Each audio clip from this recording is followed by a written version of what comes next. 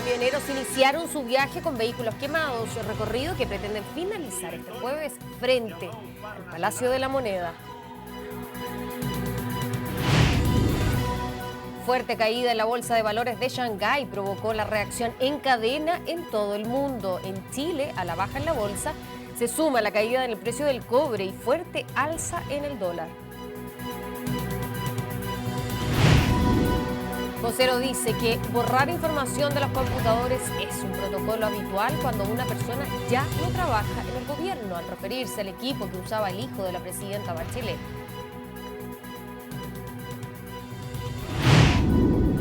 El arquero de Colo-Colo, Paulo Garcés, sufrió la luxación del hombro izquierdo y el juvenil de Huachipato, Liceo Miranda, se fracturó la rótula izquierda.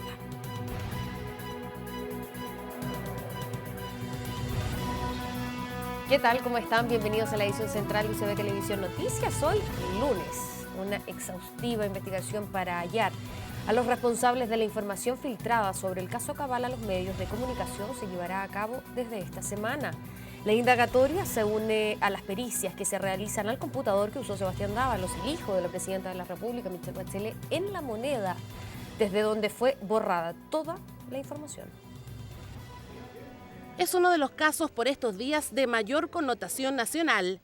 No es extraño que cada cierto tiempo se conozcan a través de los medios de comunicación importantes antecedentes de la investigación sobre el caso Cabal. Motivos suficientes para que la Fiscalía Regional de O'Higgins iniciara diligencias para dar con los responsables de las filtraciones. No descartaron citar a la prensa. A medida que apareció un medio de comunicación, habrá que seguramente citar a los periodistas que lo parecen difundiendo. Otra cosa es que eventualmente puedan ampararse en el secreto profesional, pero que hay que citarlo, hay que citarlo. El fiscal jefe de Rancagua, Sergio Moya, será el encargado de la investigación que se realiza a petición de uno de los intervinientes en el caso de los eventuales delitos en la compra y venta de predios de la empresa Cabal en Machalí, en cuya propiedad participa la esposa de Dávalos, Natalia Compañón. La información llega a poco de conocerse que efectivos del OS9 determinaron que fueron borrados todos los archivos que contenía el computador que usaba Dávalos como director sociocultural de la presidencia. Estamos intentando recoger efectivamente toda la información que se contiene en ese computador. La utilidad de esa información ya la veremos, si es que era útil o no. Evitó hablar de las intenciones tras el hecho, pero aseguró que hará todo lo posible para recabar la información. El computador incluso podría ser enviado al FBI para ser periciado por especialistas.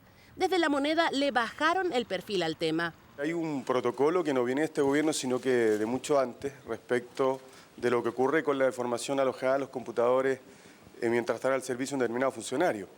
Y es que en general esa información se respalda solo a solicitud del titular y la información que requiere. Los correos electrónicos y datos específicos sobre trabajos o informes son la única información que por protocolo se respalda en La Moneda, información que por ahora parece no ser suficiente para esclarecer los hechos en torno al ya mediático caso Cabal. Se lo anunciamos en titulares, partieron hoy y esperan este jueves desfilar frente a La Moneda en una inédita solicitud. Los camioneros del sur del país pretenden marchar por la Alameda, eso sí, en compañía de sus camiones quemados. Ya hay polémica por su insegura autorización.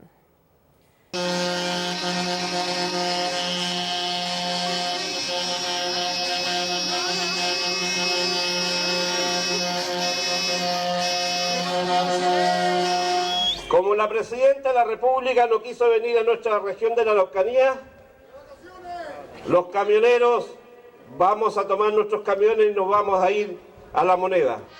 Mensaje directo a la mandataria, los camioneros de la Araucanía ya se trasladan hasta la capital, en caravana y en compañía de 14 camiones quemados en distintos ataques incendiarios.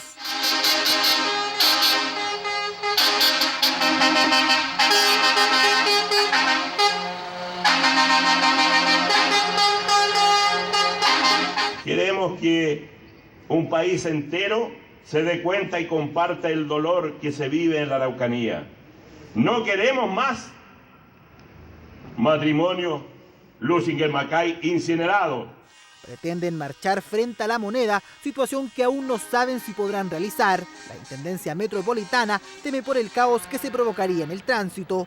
Además, ese mismo día, los estudiantes también solicitaron marchar.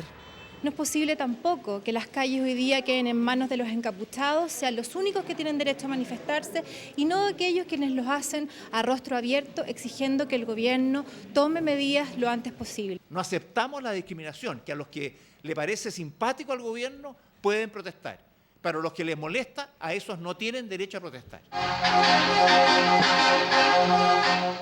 Los camioneros pretenden estacionar sus vehículos incendiados frente a la Moneda y entregar una carta a la presidenta. En Palacio hacen sus advertencias. Hay que actuar preventivamente, pero hay que estar a los hechos. Yo no quisiera establecer a priori conductas que espero que no existan. Si ocurren conductas contrarias a la libertad de otras personas, habrá que actuar, pero espero que eso no ocurra. En esta primera jornada la movilización terminará en Chillán para avanzar por la carretera hasta Santiago y de esta manera mostrar los efectos de la violencia en el sur del país. Más de 500.000 personas se verán beneficiadas este año con el subsidio al empleo joven y mujeres trabajadoras. El pago anual se inició el pasado 21 de agosto y se extenderá hasta el próximo 18 de noviembre. La iniciativa beneficia a los sectores más vulnerables y está contemplada para quienes se inscribieron el año 2014. Sí, en realidad sí, era más de lo que yo esperaba. Un alivio porque son lucas que uno no tiene y además que justo ahora se acerca el tema del 18 de septiembre. Un dinero extra no viene nada mal, ni menos ahora que estamos a puertas de fiestas patrias. Bien lo saben Catherine y Rodolfo, que este mes se enteraron que tenían unos pesos más para gastar. Una sorpresa agradable de la que son parte otros 500.000 chilenos. Esto debido al pago del subsidio del empleo joven y a la mujer trabajadora. Pero para recibir esta plata deben contar con algunos requisitos. Los jóvenes deben tener entre 18 y 24 años y las mujeres entre 25 y menos de 60 años. Y en ambos casos deben pertenecer al 40% más vulnerable de la población. Y ojo, que no solo los empleados obtienen beneficios. Se les paga mensualmente a los empleadores 10.000 pesos por cada trabajador, lo que es una cifra también importante y es el incentivo a la contratación. En este periodo se hace el pago anual de ambos subsidios a todos quienes se hayan inscrito en 2014 y cuya renta bruta anual no supere los 4.800.000 pesos. El dinero que reciba puede ir entre los 50.000 hasta los 427.000 pesos y se realiza en la cuenta RUT o en Banco Estado y Serviestado, según la modalidad que haya elegido al inscribirse.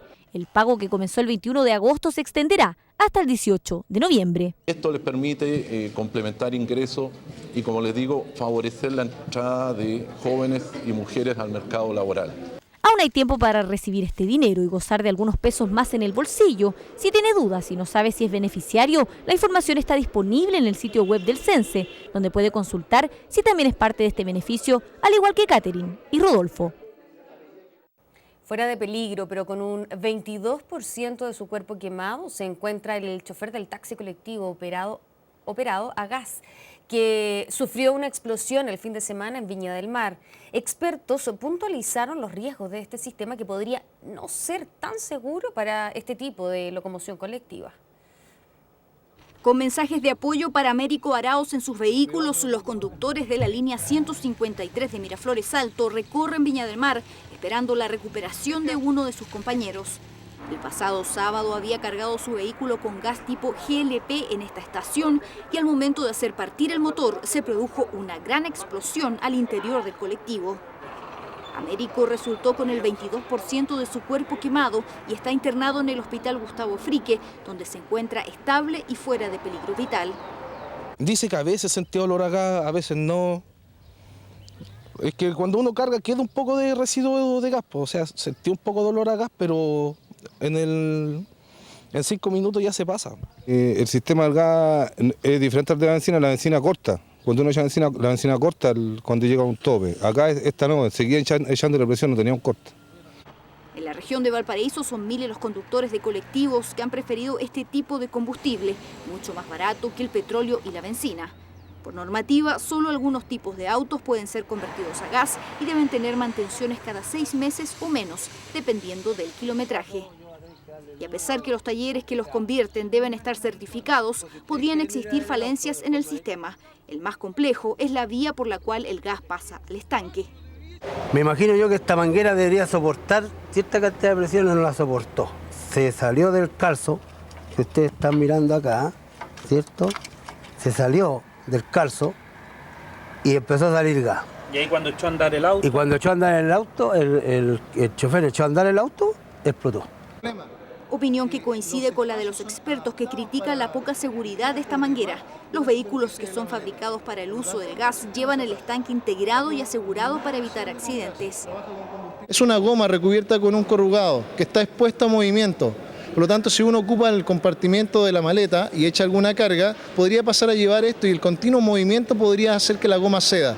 La Superintendencia de Energía y Combustible inició una investigación para determinar las causas de este accidente, el primero de este tipo en la región de Valparaíso.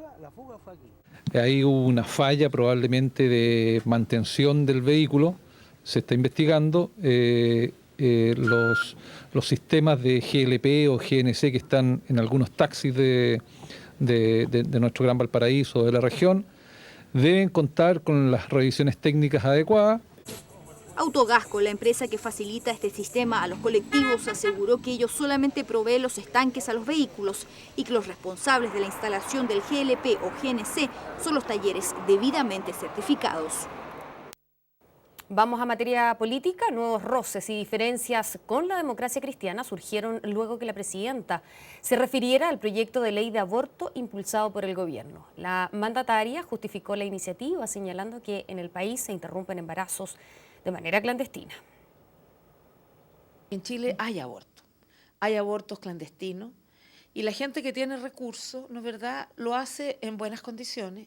La gente que no tiene recursos lo hace en malas condiciones. Entrevista radial emitida este domingo y que volvió a generar diferencias en la nueva mayoría. Pese a que el proyecto de ley de aborto está incluido en el programa de gobierno, las palabras de la presidenta no cayeron bien en la democracia cristiana. La mandataria justificó la iniciativa, apuntando a las mujeres que interrumpen de manera clandestina sus embarazos. Es un hecho que probablemente es cierto.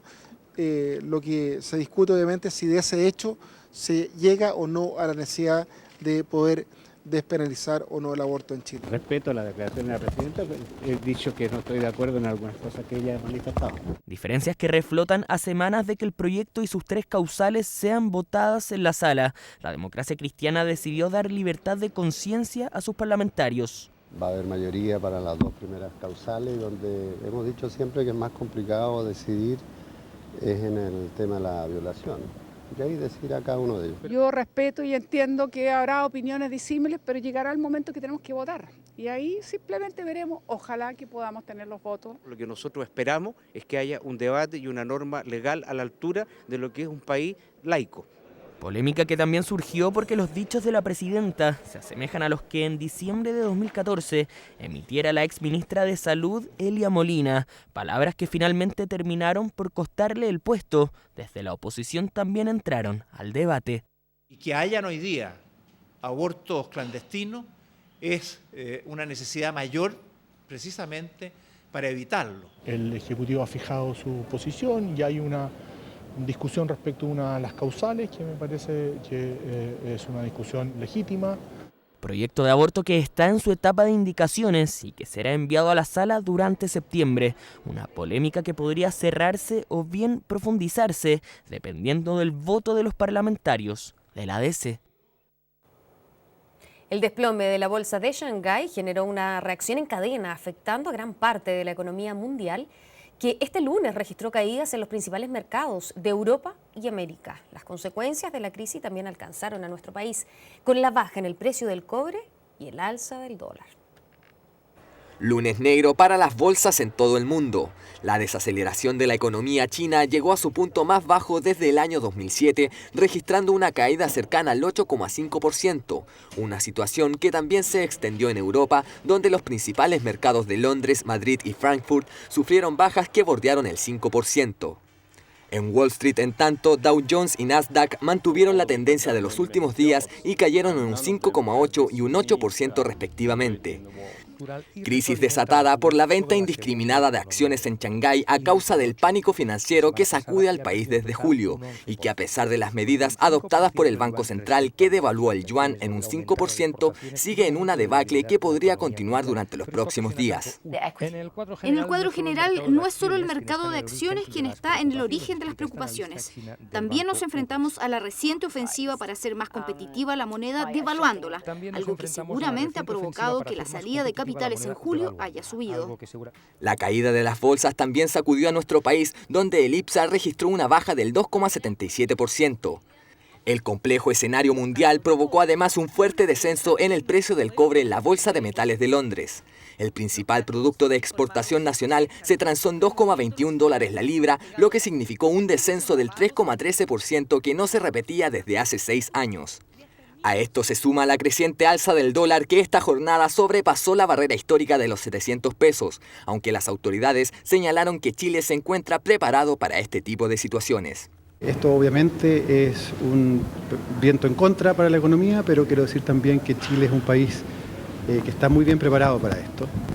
Chile es un país que tiene una economía sana, sin déficit externo, tiene un mercado financiero muy sólido, tiene también una institucionalidad que permite que el tipo de cambio se mueva y gracias a eso la economía se adapta a estas nuevas condiciones.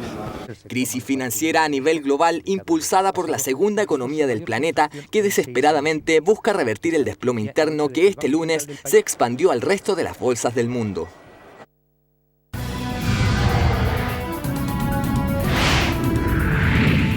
En instantes, ex subdirector jurídico de Impuestos Internos insiste en que hubo presiones desde el gobierno.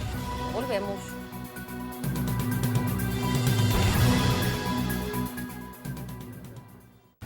Ya estamos de regreso para seguir revisando las principales informaciones de esta jornada. Un tranvía municipal es la solución que encontraron las comunas del sector oriente para mejorar el servicio de transporte público en su zona. Esto tras los problemas que presenta el Transantiago, medio que el año 2014 aumentó sus pérdidas, escuche bien, en más de $90 millones. Sé que fue una buena medida. Todo lo que ayuda a descongestionar lo que es el Transantiago es beneficioso. Me parece bien. Yo viví en España y usé mucho tiempo tranvía. Serán 9 kilómetros que se recorrerán en solo 22 minutos. Partiría en el sector de Manquehue, pasando por las avenidas Apoquindo y Las Condes, para terminar en el Portal La Dehesa. Es el proyecto de transporte más ambicioso de la zona oriente, el primer tranvía municipal integrado al Transantiago. Lo que hemos identificado es que el transporte público en esta comuna es pésimo y con esto queremos salir de pésimo y pasar a ser a que sea aceptable por lo menos. Permite entonces sacar de circulación una enorme cantidad de buses que tenemos hoy día y que desde luego tiene una velocidad muy inferior a la que va a tener el tranvía. Un sistema de transporte totalmente eléctrico, amigable con el medio ambiente, con horarios definidos y lo más importante, con una tarifa accesible. Y lo que nosotros le hemos solicitado al Ministerio, que el PPT con el cual trabajan hoy día sea exactamente equivalente y de manera que eso no implique un aumento en la subvención estatal hacia el tranvía. Con una frecuencia de 4 minutos entre cada tren, el servicio, basado en experiencias internacionales, trasladaría a un máximo de 500 pasajeros. Pero el tren en superficie no es la única novedad. También se habilitará una estación intermodal en la Escuela Militar y vías exclusivas en Américo Vespucio Oriente. La idea es agilizar el servicio de buses. Mejoras al sistema de transporte metropolitano que el año 2014 nuevamente presentó números rojos, con un histórico déficit de $665 millones. Una nueva licitación en ningún caso va a implicar de que va a haber menos déficit de lo que hay actualmente. Los sistemas de transporte, como en todas partes del mundo, requieren un apoyo estatal porque son muy importantes para la ciudad mantener una tarifa accesible para las personas. Cifras negativas que se deben, entre otros factores, al alza del dólar y al precio del petróleo, también a la masiva fuga de usuarios.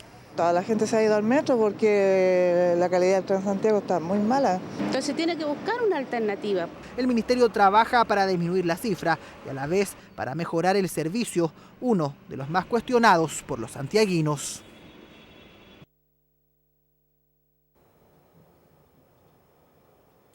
Preocupados y en alerta quedaron los habitantes de la región de Coquimbo tras la seguidilla de sismos que se registraron entre la noche del domingo y la madrugada de este lunes, réplicas de un temblor de 6 grados Richter. El Centro Sismológico Nacional aseguró que esto se trata de una situación absolutamente normal.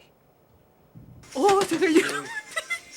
Oye, bajemos, se está poniendo más fuerte, bajemos. Fueron varios segundos de temor para los habitantes de La Serena. Fue en la región de Coquimbo donde se sintió más fuerte el remesón que el domingo dejó a muchos con el corazón en la mano. Con un epicentro ubicado a solo 20 kilómetros de la ciudad, el sismo se registró poco después de las 20 horas y alcanzó los 6 grados en la escala de Richter. El movimiento telúrico provocó la interrupción en el suministro eléctrico en la Avenida del Mar, algunos daños menores en las calles y la caída de productos en supermercados. El temor se apoderó de los clientes de esta multitienda cuando se dio la techumbre. El primer indicio de una noche bastante movida que también se hizo sentir, aunque en menor medida, en las regiones de Atacama y Valparaíso.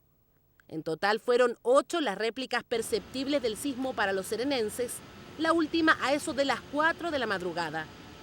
Para la mayoría, un enjambre sísmico que los mantuvo toda la jornada en alerta.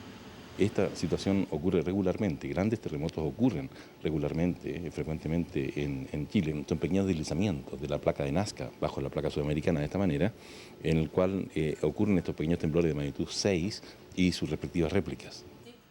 Simplemente réplicas, nada más lejos del anunciado megaterremoto que se espera para el norte del país. Es más, desde el Centro Sismológico Nacional explican que en Chile existe en promedio un sismo de magnitud 8 o mayor cada 12 años y anualmente se esperan unos 10 de magnitud 6, por lo que la situación vivida en la región de Coquimbo no es más que un susto con el que los chilenos tenemos que aprender a convivir. La artista Roser Bru fue galardonada hoy con el Premio Nacional de Artes Plásticas. Nacida en Barcelona en 1923, Roser Bru llegó a Chile al término de la Guerra Civil Española en el barco Winnipeg. Estudió pintura en la Universidad de Chile y luego se especializó en la técnica del grabado, desarrollando una brillante carrera que le ha valido, por cierto, destacados premios tanto en nuestro país como en el extranjero. Sus obras se exponen en importantes museos de Europa y también de América.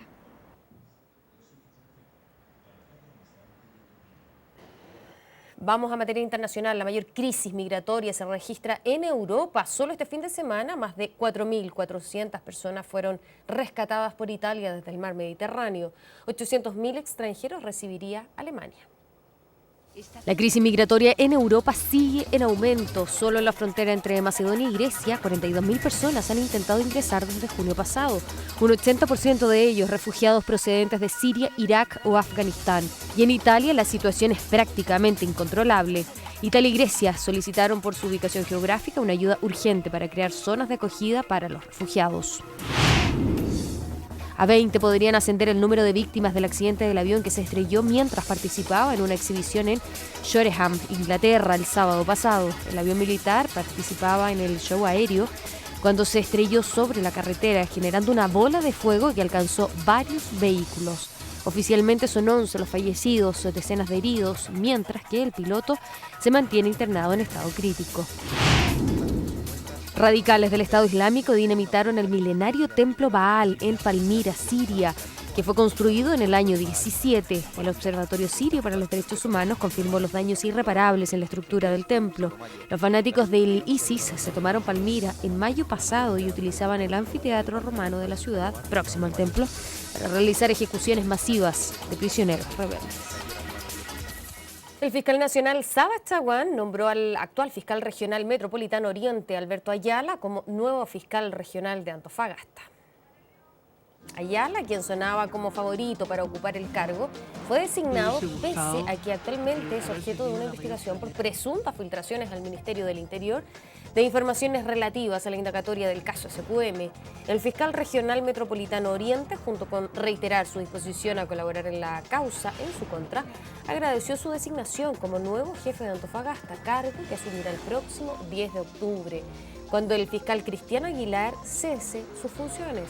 La Asociación Nacional de Fiscales, por su parte, cuestionó el nombramiento, ya que a juicio del presidente del gremio, el abogado Claudio Uribe, la elección atenta contra los legítimos intereses de ascenso y carrera funcionaria de los fiscales adjuntos.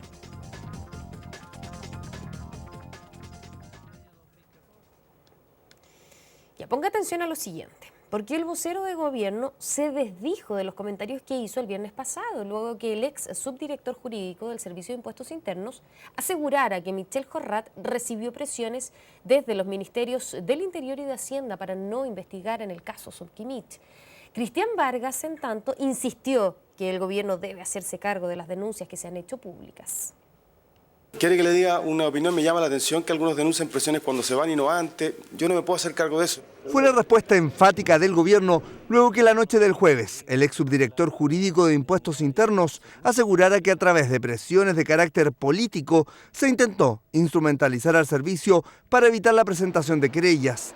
72 horas más tarde, el vocero enfrentó la misma pregunta. Vamos a ser bien precisos. Yo no me refería al señor Vargas, pero en todo caso no voy a entrar en polémica. Cuando se hicieron acusaciones sobre una eventual presión, mis declaraciones ese día, y ustedes tienen los registros de aquellos, que se trataba de una denuncia grave y que debía ser investigada, y eso es lo que está haciendo el Ministerio Público.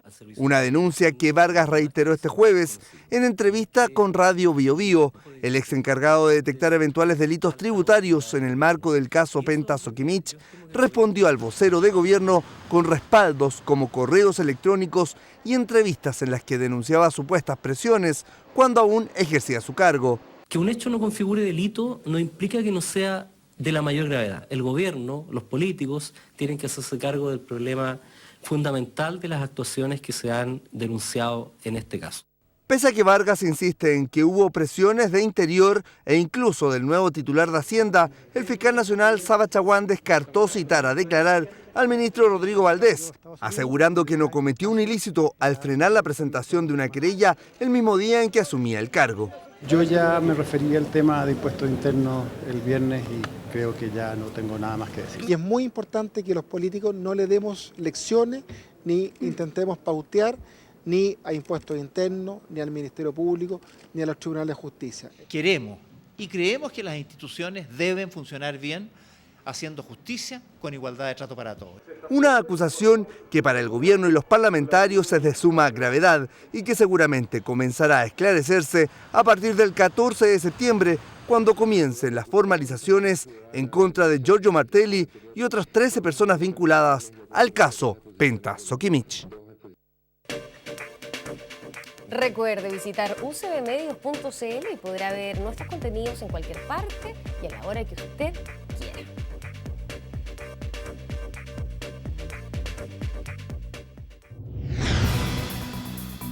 Presentamos Deportes en UCB Televisión Noticias.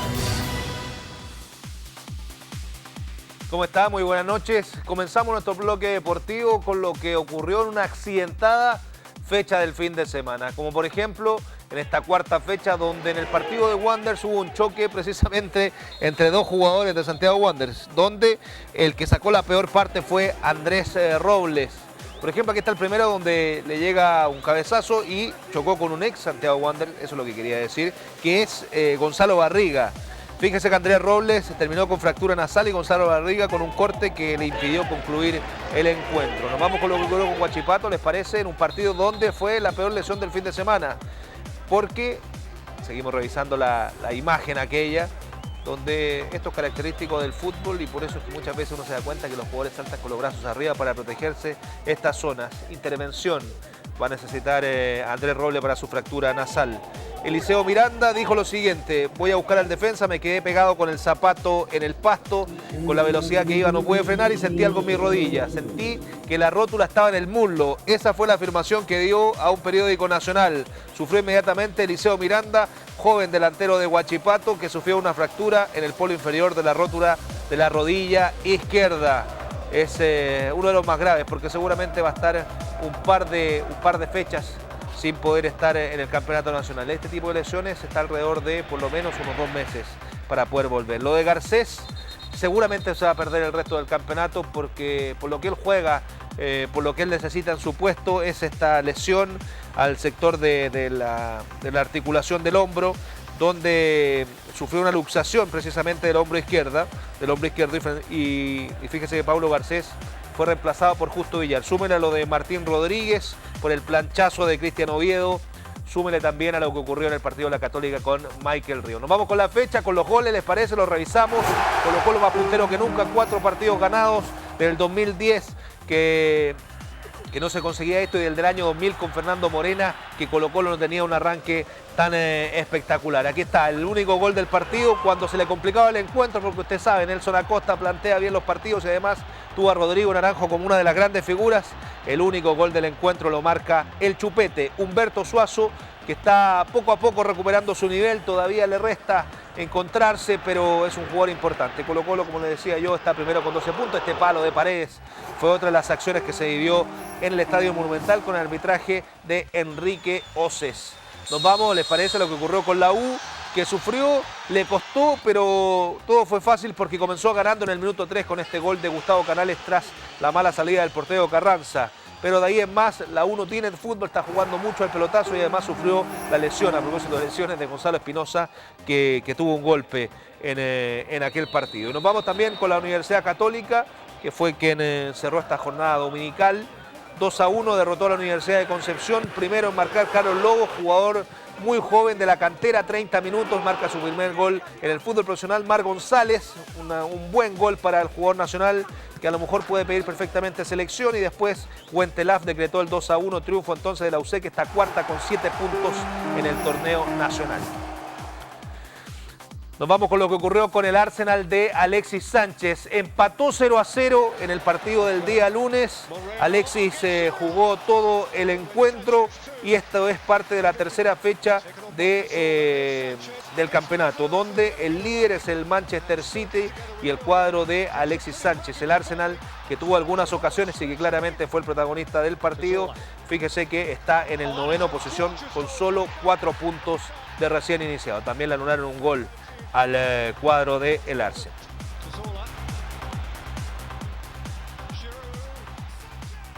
Y con estas acciones del día de hoy cerramos nuestro bloque deportivo, destacando eso sí lo que ocurrió el fin de semana con el título mundial retenido por la Crespita Rodríguez, que sigue dando buenos triunfos a nuestro país. Un gran abrazo, que tenga una gran semana. Hemos presentado Deportes en UCB Televisión Noticias. Y con deporte finalizamos la edición central del día de hoy. Como siempre, un millón de gracias por haberse informado junto a nosotros. Nos vemos mañana. Que estén muy bien, buenas noches.